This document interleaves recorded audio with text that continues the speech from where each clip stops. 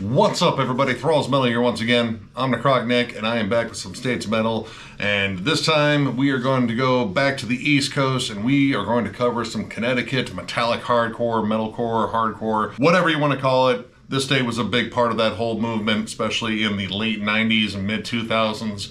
And we're going to go over some stuff. But of course, first, we got to go over some stuff about Connecticut and what I know about it. And much like the state, it's very little. Third smallest state, in fact. I totally forgot that it was ever so slightly bigger than Delaware. It was the fifth state of the Union. It sits smack dab between New York and Boston, which kind of makes it like the 38th parallel between two warring factions, at least in terms of the sports teams. It apparently has several nicknames, one of them being the Constitution State because technically it had one of the first constitutions ever ratified in the Western world in 1639. It was a colonial constitution at the time, which I thought was pretty cool. It is also known as the Nutmeg State because they produce a lot of nutmeg. They like nutmeg. I don't know. When I was going over, like, you know, what a person from Connecticut is called, I was thinking, well, would it be like Connecticuters or Connecticutians? I don't know. Both of those sounded really weird, like they didn't sound right at all. But apparently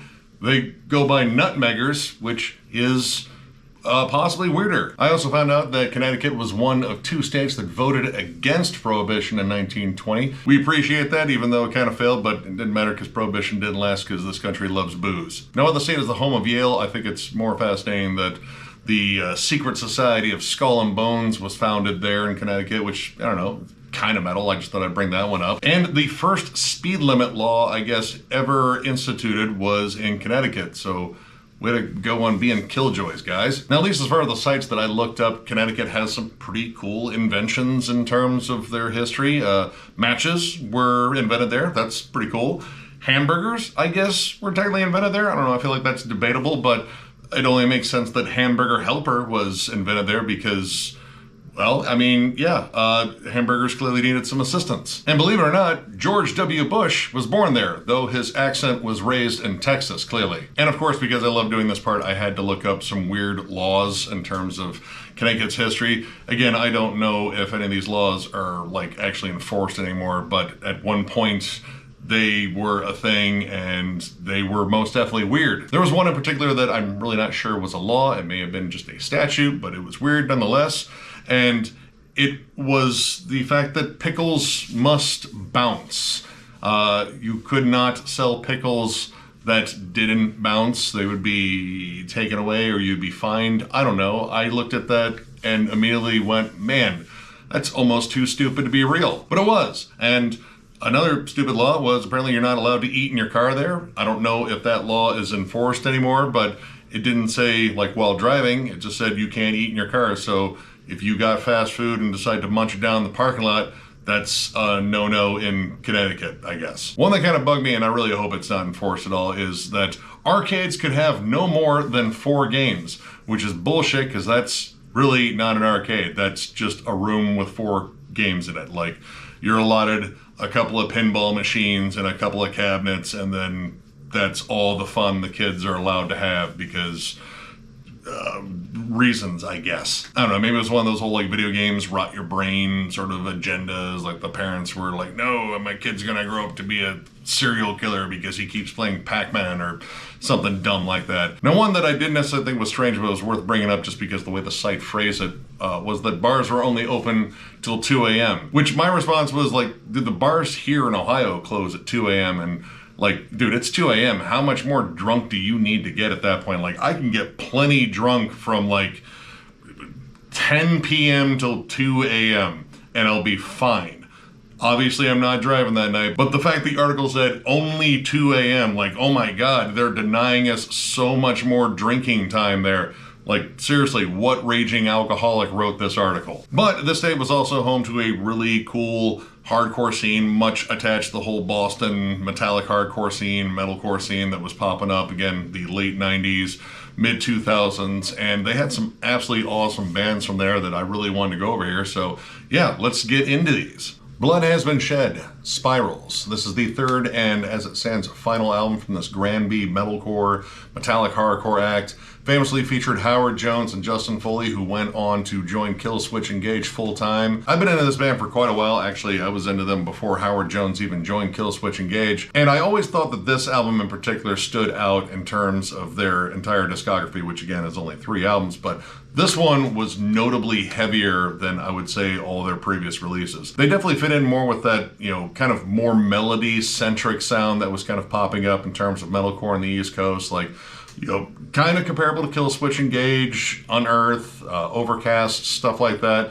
But this album was very heavy, like way more down-tuned guitars, way more syncopated chugs. There's a lot of like polyrhythmic stuff that is more similar to Meshuggah, I would say, but with more jagged transitions that kind of scream bands like Ion Dissonance and Botch and stuff like that. Lots of like squawky alarm clock riffs at the end of these bottom-heavy chugs. And for the most part, it kind of follows more of a slower, like down-tempo vibe. Howard Jones sounds absolutely vicious on here. Like, I would say this is probably one of his more raw vocal performances. There's only a little bit of his cleaner vocals on here. Most of it is just feral shrieking and growls. And again, the music has such a dark, kind of more sinister atmosphere. Again, not really comparable to Killswitch Engage at all. They kind of like polar opposite ends of the spectrum here. Like, this would probably fit in more with like a tour with Acacia Strain. Songs like Prion and Beginner's Luck especially just kind of have that more down-tempo feel.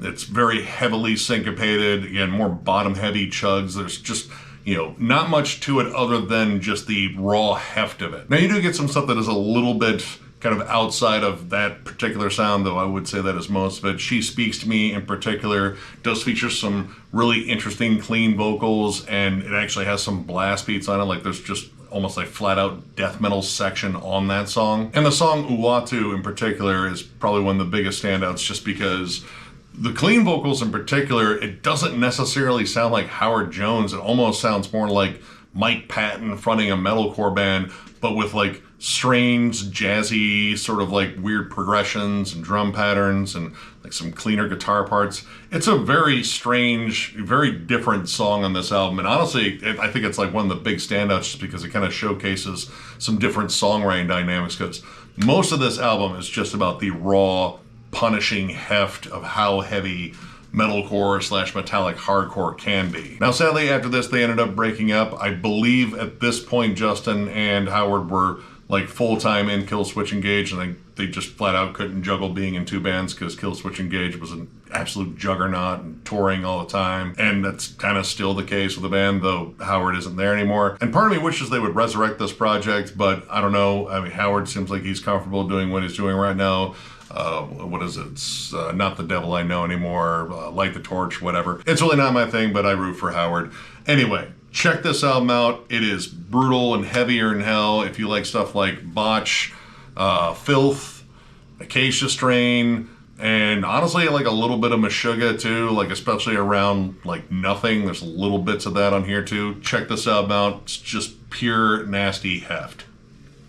Hatebreed. Satisfaction is the Death of Desire. This is the first full length from this Bridgeport metallic hardcore act, pretty much legends at this point. This is honestly one of the most important albums that I think I listened to when I was young that got me into hardcore, along with, again, like Strife, Snapcase, Integrity. Long list of bands, most of them on Victory Records. And this is the same copy I've had since, probably around my junior year of high school, I believe. I heard the song Before Dishonor in a Victory Records comp, and that was all it took. I went out and bought this, and this album is just as punishing, just as angsty, and just kind of ready to fight you as I think it ever was. But the thing that I really latched onto, and it's one of the things that keeps me coming back to Hatebreed, were Jamie Josta's lyrics. Despite how, you know, mean-spirited and in-your-face he sounded, a lot of it was positive affirmations. Like, he's like the Tony Little of metallic hardcore. No matter how dark the lyrics were getting it, because a lot of this is just about being abandoned, being picked on,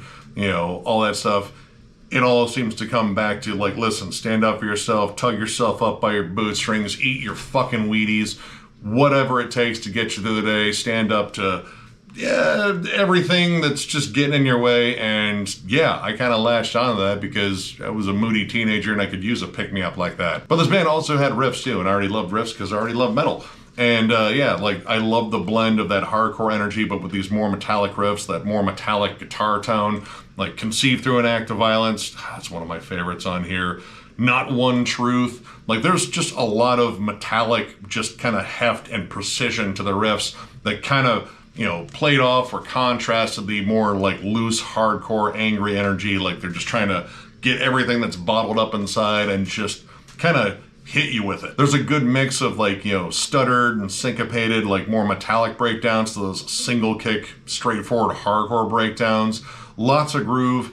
All the songs are relatively short, but they don't feel like they're incomplete. Like all of them kind of just check off everything that, I mean, has been in Hatebreed's formula since this album. Big riffs, some faster, more like, you know, D-beat sections with almost thrash metal riffs on top, and then of course, massive breakdowns that make you want to throw a chair. Last Breath in particular always stood out to me because it had some more like metal tremolo riffs on there, like something you could probably pull off of like a Slayer album. And the last track, Driven by Suffering, man, there's like some flat out thrashy energy to that one too. Everything about this album is empowered, energetic. It feels like this album itself has been in a ton of fights, and whether it's won or lost, it always got up afterwards and like, you know what? You know, we're going to do this again sometime, and I'm going to make sure I get my comeuppance. And I just love that vibe. And again, that's something that's kept me coming back to Hatebreed all these years. I probably don't need to really gush about this album that much because I think most people know it, but very important album in terms of me getting into hardcore in the past. And I would say still one of the best representations of just pure metallic hardcore. Really no bones about it, no bullshit, no extra sing-songy choruses or anything like that. This is pretty much just pissed off, straight up metallic hardcore, and I absolutely love it for that. In terms of like fans of, I mean, if you're already a Hatebreed fan, you already know this one. If for some odd reason you've been listening to a lot of bands that sound a bit like Hatebreed and you haven't listened to Hatebreed, like Bury Your Dead, Terror, Full Blown Chaos, stuff like that, Sworn Enemy, yeah. Check this band out, check this album out, check out all their stuff, honestly. I think all their studio albums are awesome, but yeah, Hatebreed rules. Check them out. With Honor, This Is Our Revenge. This is the second album from this, I couldn't find out where they were from in Connecticut, but they are from Connecticut, as well as they are straight edge, and they are vegan, and this is just straight up hardcore, not metallic hardcore. This leans way more on the punk side, but it still has a lot of like hefty hardcore energy, just without the more metallic riffs. I got into this band with this album, and I really enjoyed it. I was like, dude, this is pretty damn cool, man. Maybe I'll get a chance to see these guys live sometime. And then they broke up almost immediately after this album dropped. That's the way it goes sometimes. But this came out in 2005, and by 2005, well, I'll be honest, the Victory Records that I was a huge fan of had seemingly started to disappear in favor of Scene Kids and emo, and it really wasn't my thing. I tried, I gave it a whirl, like, all right, you know, let's see what all this is about. And for the most part, it didn't click. Like there were a couple bands, but for the most part, I was like, nah, I'm good. But this band was more of a throwback to kind of that earlier sort of vibe on Victory Records, where it was more just straightforward punk. It was more aggro sounding. The songs were fast. They were vibrant. They felt very positive. They still had a lot of melody. In fact, I would say their more melodic aspects, sometimes they kind of remind me of Bad Religion. The vocals were more shouted, but they were more tuneful. You had lots of gang vocals, but they also added melody as well as intensity. And honestly, it really didn't need like a metallic edge to capture like that sort of angsty spirit of hardcore. It was all very much intact. And again, a lot of this album is very high paced. Like my favorite track on here is probably the opening track, Like Trumpets. Huge harmonies on there, giant gang vocals. It feels anthemic, it feels powerful and uplifting, but at the same time it feels like you should be nowhere near the pit if this song broke out, because yeah, people are just gonna be going absolutely nuts in it. And again, there's a ton of melody on here, but it never overshadows the urgency and just the, you know, angsty heft of the album. It's emotional without coming off as emo, I guess you could say. I suppose you could also say like it kind of lurks somewhere between like Sick of It All and Bad Religion, and maybe like a hint of Rise Against. But when it comes down to like its heavier side, I would say it leans a little bit more towards Sick of It All, like Small Dreams in particular. There's absolutely savage breakdown at the end. I just really dug this album, and I hadn't listened to it in quite some time. And again, this was kind of like at the tail end of my love of Victory Records, where, again, like, I don't know, like the bands that were signing were just not ones I was into. And again, I feel like a lot of the old guard were getting pushed out the door in favor of bands with like scene haircuts and guy liner on. It was a dark time. And somehow Jungle Rot was on that label too. I still don't get that one. Either way, if you like your hardcore a little bit more on the punk side and you want it with a fair amount of melody, I recommend this album. I believe this band is reformed. I think they have some other albums. I have yet to check them out because I didn't find out that they were reformed until I went over their history for this. So yeah, check out this album and maybe check out some of their other stuff. I don't know what that sounds like, but I'm definitely willing to check it out.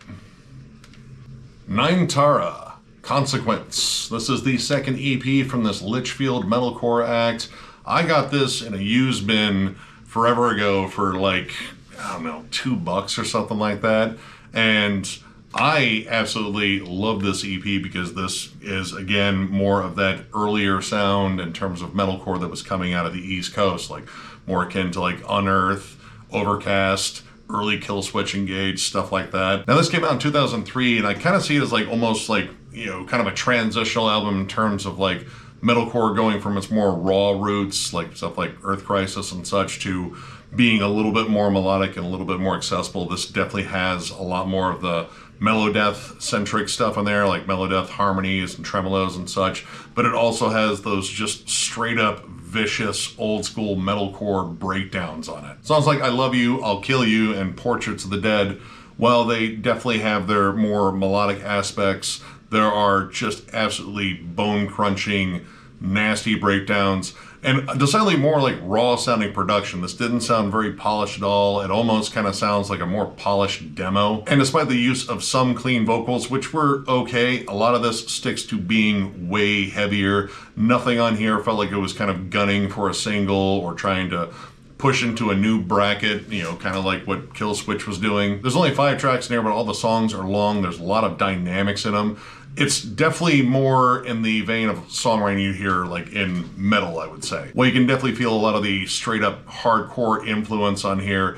It has all the nuance and dynamics of metal songs in general. The guitar work is a little bit flashy. There's great use of melodies and harmonies on here, solid lead work, and all the songs pack a good punch and they stand out from one another. It's a good use of atmosphere in here. Across the board, this is just solid metalcore from that era, and I guess this band really never took off. They had one other EP, their debut EP, and I believe that was it outside of maybe a split they did. And then this band just called it quits. And I mean, by 2003, I think the whole metalcore scene in Connecticut, Massachusetts, probably Rhode Island, New Hampshire, the whole New England scene, it was probably starting to get close to that whole, like, all right, we have a giant influx of established bands that have been in the underground for a while that are coming up. So unfortunately, some bands just kind of got left by the wayside, and I guess this was just one of them. But yeah, this EP is awesome across the board. Good balance, again, of the melodic death metal that was becoming a big influence in the scene, and just flat out punishing old school metallic hardcore. If you're a fan, again, of Unearth, early Killswitch Engage, Overcast for sure, I would even throw in some Earth Crisis as well. Check this out. Absolutely savage EP. First one's pretty good too, but yeah, this one, absolutely killer.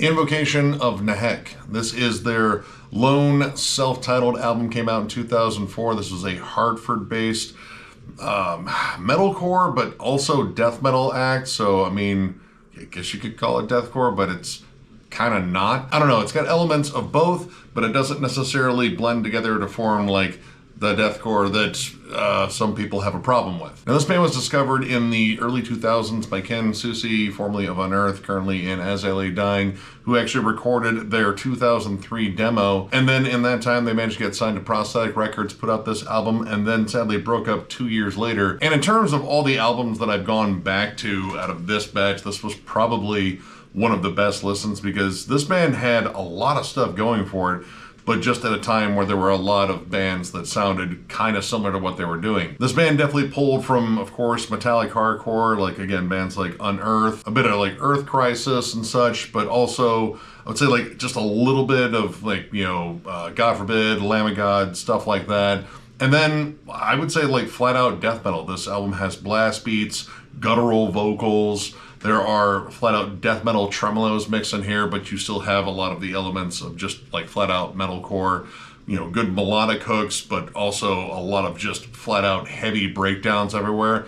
And while the style it didn't necessarily always gel together, this band had a lot of different influences they pulled from, and for the most part, I thought they blended it well, and honestly, I would have loved to have heard a follow-up to this, but that just sadly didn't happen. This band honestly probably would have fit in really well with this current run of like metallic hardcore that's coming out with bands like Jesus Piece and Knocked Loose and stuff like that. But again, this band had like a little bit more of a death metal appeal, and the transitions between the two styles often were very jagged and abrupt, but kind of interesting. Like you would go from like straight up hardcore breakdowns to blast beats and really awesome guitar work. I thought the guitar work in this album was really cool as it flipped back and forth between styles and did it really well, and actually came up with like clever hooks and clever melodies, especially on My Gift to Liars. There's some great tremolo harmonies on there that are, again, very catchy, but they didn't come across as cheesy. They kind of kept the clean vocals to a minimum, which there are some on A Picture's Worth, which, I mean,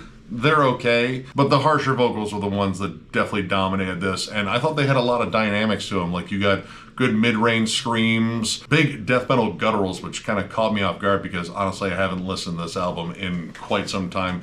Probably not long after it came out because I was buying up everything that was metalcore related back in 2004. But yeah, Sever the Leech, Beauty Everlasting, both those songs have like some ferocious death metal sections on there that, again, like they kind of were a little bit outside of what was going on in terms of the metalcore movement at the time. And I kind of like the fact that they included all these different tropes, and while it didn't necessarily kind of fit with the formula that was, you know, very prevalent around this time, I like the fact that they were willing to venture outside of that.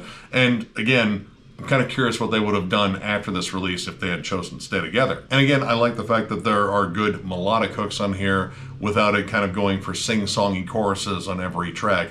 That became kind of a big thing in the years to follow, and that became, I think, one of the things in terms of the metalcore formula that really started to irk people, where they got like kind of these stock clean choruses on almost every song. The bands that kind of stayed a little bit more raw, a little bit more heavy, I kind of gravitated more to, just because I kind of got tired of clean vocals all the time, because, you know, while Killswitch I think did them beautifully, I don't think they were always needed. But yeah, if you're a fan of, I mean, honestly, like I could say metallic hardcore, melodeath, and flat out death metal, all of those things are represented here. But if you like any of those things and you want to hear it kind of blended up in a really interesting way, again, it has death metal and metalcore, yet I would not call this deathcore, and I think when you listen to it, you probably wouldn't call it that either.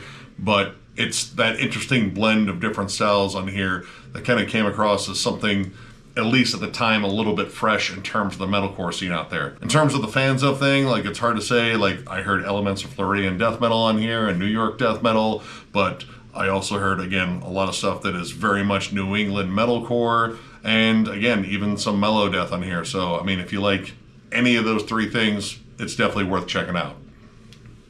Wrench in the Works, Lost Art of Heaping Coal. This is the second album from this Hartford-based metalcore slash mathcore. I never really liked that term. I mean, it was pretty much just used to describe any band that sounded like Dillinger Escape Plan, which I guess that kind of works. Anyway, this came out in 2008 on Face Down Records, which means that this is Christian metalcore, and generally that does kind of carry with it a stigma, good or bad. It kind of depends on whether you like that style or not. Me personally, I thought some of it was alright. I thought some of it was pretty damn stock, but I do like this band, and I kind of like them because they embrace more of that like spazzy, real angular, squawky alarm clock riff driven style that you'd hear in like Botch, definitely Dillinger Escape Plan to some degree, though not nearly as technical and off the wall, and of course fellow Botch worshippers in Christ, Norma Jean. Very similar to that. lots of spazzy, almost kind of jazzy drums, very angsty vocals, very explosive songs that had very sharp, jagged transitions, though it's not nearly as like challenging a listen as I would say like, you know, some of early Botch and definitely Dillinger Escape Plan. It has a lot of groove to it. It still relies heavily on the breakdowns to kind of like get you back in that headbanging moment before going off into, again, a flurry of just squawky, you know, syncopated riffs with just bonkers transitions and such. The song Tonight is War has just an absolutely nuts start. It almost sounds like a musical fit of rage. There's these weird ascending riffs. It's very dissonant, but it does come together in terms of like some solid metalcore hooks, some good solid grooves to kind of just, again, rein you back in. There's some almost post-hardcore flourishes in songs like Our Time, Faith as a Virus. They kind of, you know, get a little bit closer to, again, like, again, post-hardcore, I'm trying not to say emo because it doesn't come across as emo. It's not just incessant whining and, again, guyliner and stuff like that. It is more emotionally driven. It's a little bit more dark and reflective. And I will say for a Christian-themed band, they don't come across as extraordinarily preachy, or at least the vocals are just unintelligible enough for me to not be able to hear all of the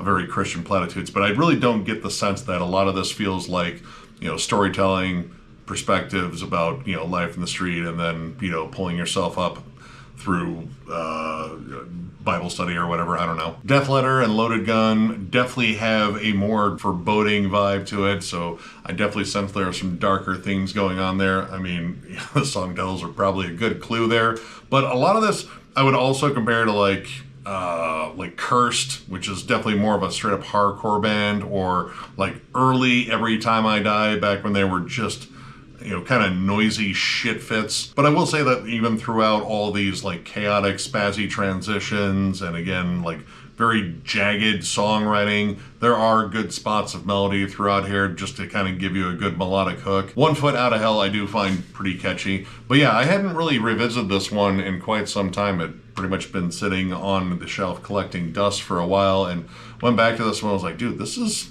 pretty solid. Like, this is like Converge, you know, for Christ or whatever.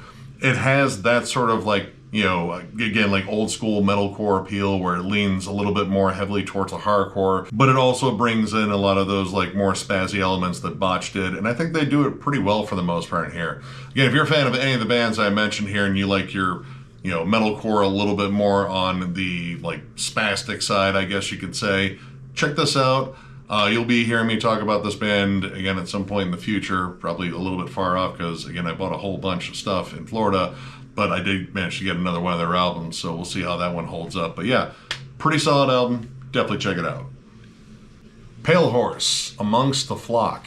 This is the, at least as it stands, lone full length from this new Milford metallic hardcore act. This came out on Bridge 9 Records, and even according to their site, this is the most metallic hardcore band they ever signed. And I mean, I don't own like all the stuff from Bridge 9. I definitely own some stuff from Bridge 9 for sure, but I gotta agree with them.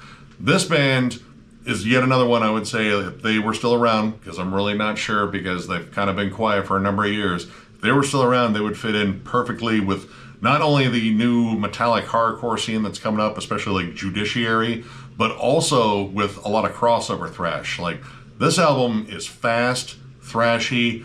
Almost every riff on here, I would say, is more aligned with metal rather than hardcore. The hardcore really comes out in the vocals and maybe the grooves and breakdowns, but when it comes down to all the faster DB-driven sections, it's not necessarily like a hardcore riff that drives them. It's more straight up thrash metal. Sounds like the title track, Witch Hunt, Last Place, As the Serpent. Dude, all these songs just kind of come at you with like a thrashy energy.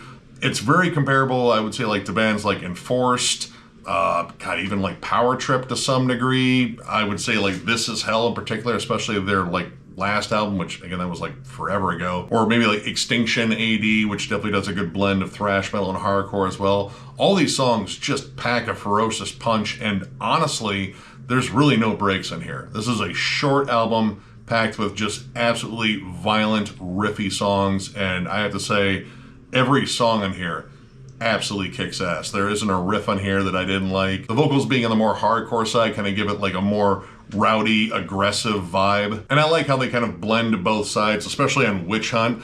That starts off with this great galloping riff and chug. You get the hardcore gang vocals over this more metallic thrash metal sort of start.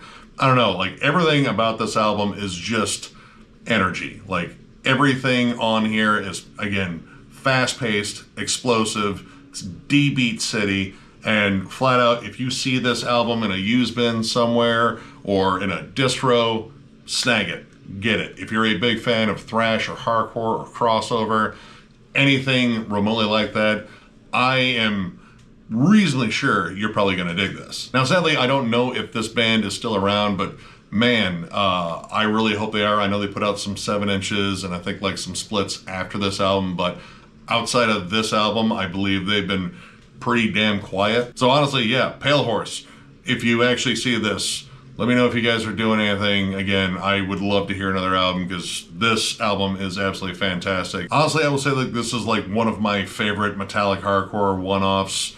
Came out in 2006. It hits just as hard right now. Again, if you're a big fan of Enforced, Power Trip, This Is Hell, Instinction AD, God, I don't know, just like fast, thrashy, metallic hardcore. I would even throw in Strife too, but I think this album moves quite a bit faster. SSS, Short Sharp Shock out of the UK, very similar to that. Check this album out. Flat out, if you see it used and it's a good price, I would just flat out get it. Like, that's how good I think this is. 100 Demons, self-titled. This is the second and most recent offering from this Waterbury metallic hardcore act. Now, I say most recent, but this came out in 2004, so don't think of it as like actually recent. Think of it as, well, honestly, quite a while ago. And I don't know, this band, I believe, is still active, but they haven't really released anything since. Either way, this is some very groovy, riff-laden, just kind of straightforward metallic hardcore. I feel like this band kind of lurks somewhere between like obscure and kind of fairly well known, like within the metallic hardcore circles. I feel like this band is kind of well known, but outside of that, I don't think they really kind of branched out much, even though they had all the hallmarks of bands that were more successful, namely Hatebreed. This band bears a lot of similarities to Hatebreed. The vocals are very close to Jamie Josta. They're pretty intelligible. There's good solid roars. I will say that this band flirts more with some clean singing, and I mean, it's kind of a mixed bag in there, but overall, riffs, groove, and a surprising amount of melody, like songs like Repeat Process and Time Bomb. There's actual like good melodic guitar hooks in there that give the songs something a little bit more than just flat out rage. Repeat Process in particular, I would say, is a little bit closer to the more melodic metalcore sound, like kind of approaching that Killswitch Engage territory. And I think, again, it's decent, but I don't think the clean vocals really have the power to kind of carry that song to that next level. When this band gets down to like gritty, more straightforward, old school metallic hardcore sound, again, Hatebreed, Earth Crisis, stuff like that, that's where this album really flexes its muscles and kind of just shows you what it can do. His Father's Son in particular has a great lead in to the main breakdown on there. I love a good build up, especially in hardcore when it comes down to get into that breakdown. I want to feel the energy well up, get more just intense, like, yeah, let's go. Like, everyone is ready to like pretty much destroy each other in this pit. Let's see what happens. And by the way, I'm saying this while I'm sitting far away from the pit at the bar going, look at these guys, they're about to fucking die. But at the same time, even far back at the bar, I can feel that energy, and you can definitely feel that in that lead up to the breakdown of that song. But I will say that while Repeat Process is definitely a little bit more melodic, the bridge on it is absolutely fantastic. You hear some great Slayer riffs come out and a little bit of that thrash influence. Same thing on Dying in My Own Arms. There's a big thrashy sort of vibe to it. It's a little bit more fast and just kind of DB driven. Now, I don't own the first album by this band, but I heard that this was like kind of a big shift in terms of their sound. Like, their first album was definitely more straightforward hardcore. It really didn't have as many of the metallic tropes to it. And then this one, they just fully embraced metal and kind of injected it in their sound. And I don't know, honestly, I think they put out a really solid album here. Again, I do want to check out that first album just to see what it sounds like, but I mean, baseline, like if you like stuff like Hatebreed and Earth Crisis, this fits right in with that. Groove laden, lots of syncopated heavy breakdowns. The production here I think is fantastic. The guitar tone has this beefy metallic crunch. Again, I don't like the cleaner vocals on here. I just don't think they have as big of an impact as they probably wanted them to have. But when it comes down to the more like heavy bruiser songs that are just kind of just entrenched in like all things Earth Crisis and Hatebreed and stuff like that, that's where this band really shines for me. If you have never checked out this album, I strongly recommend it. I do eventually, again, want to find that first album, but yeah, this is just some solid, straightforward metallic hardcore. No bullshit about it, just riffs, heft, and people throwing punches, I guess. That sounds like a fun time. Again, provided I'm far away from the pit when all that shit happens, but yeah, check this out. And finally, Icepick, Violent Epiphany. This is the lone full length from this West Haven hardcore / metallic hardcore collab. Pretty much it was a collab between Jamie Josta and Danny Diablo of Scarhead and a ton of different bands. They decided to get something together as a project for Jamie's label, Stillborn Records, which this album came with a cool sampler from that label, and that was part of the reason why I bought it. This came out in 2006, and I was still like super hyped for finding samplers because that was how I was finding bands at that point. And outside of Jamie Josta and Danny Diablo, you had other members that were pretty prominent too. Dustin Kurzweil, formerly of Unearth, on drums, and on guitars you had Frank Three Gun Novanek and Wayne Losnak, both of which ended up becoming full-time members in Hatebreed not long after this. And baseline, I would say that this is kind of just Hatebreed with Danny Diablo in it, and some other guests as well. I mean, you got Ice-T on here, Freddie from Madball, Roger from Agnostic Front. There's a whole bunch of just fun gang vocals on here. It's on Real Recognizes Real, which, yeah, it's just loaded with an absolute ton of people coming in there, dropping a few bars, letting people know that they run the streets and they'll punch you in the face if you say otherwise. And that is kind of the energy across the board. Again, this runs like a Hatebreed album, kind of like, honestly, Satisfaction's The Death of Desire. It has that sort of old school energy. I mean, I'm not saying that like later Hatebreed is really that much different, because it isn't, but this definitely has like more of like a old school Victory Records sort of like, you know, mid to late 90s vibe to it. The production feels a little bit more raw. It's not super polished at all. The songs are way more primal. They're just straight up more like hardcore leaning songs, like lots of D beats, lots of like single kick breakdowns, and then more metallic breakdowns later. And I like the vocal trade-offs between Jamie and Danny because they do have distinctly different voices, and it makes for a pretty cool dynamic, and especially when you consider their personalities, because Jamie kind of comes across as like, you know, the everyman that stands up for everyone, and again, more about positivity and such. And then Danny Diablo, man, that guy has got a history. Like, that is a dude in the hardcore scene you just don't mess with. This is just a flat out fun collab album. Like, they kind of just did this just to do a fun hardcore album. There's definitely some more thrashy numbers that get a little bit closer to the metal side, like Show of Force, Nothing Without Loyalty, Violent Epiphany, the title track, I think is pretty damn thrashy too. A personal favorite on here has always been Tomorrow Is Not a Promise, which is 100% true. But the whole album is just a collection of just straightforward hardcore bangers that, I mean, baseline, it's one of those, like, if you just like metallic hardcore or flat out hardcore, you're gonna find stuff you really like on this. And point blank, if you're a Hatebreed fan, you might already own this, because, I mean, I know a lot of Hatebreed fans that fucking told me, I was like, dude, have you checked out Icepick? And I was like, nah, but I think I saw it on a shelf someplace. We'll get it. And it's also got like a sampler from, you know, Jimmy Josta's label, which is also cool.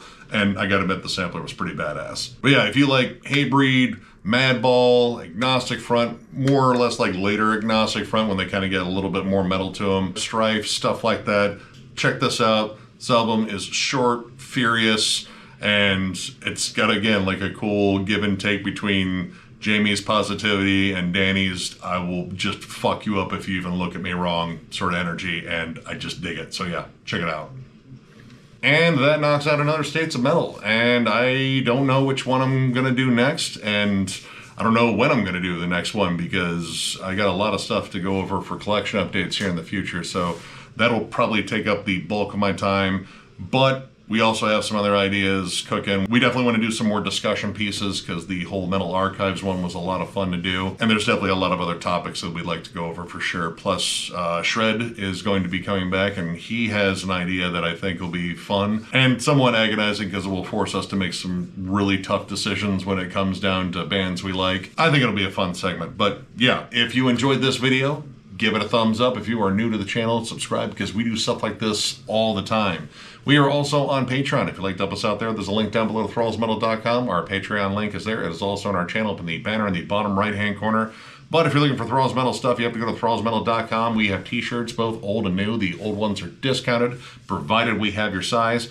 And we even have hats too. So if you're looking for any of that stuff, click the link down below.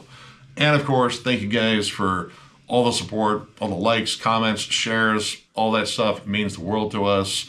We love doing this, and we plan on overloading you with content as much as we possibly can.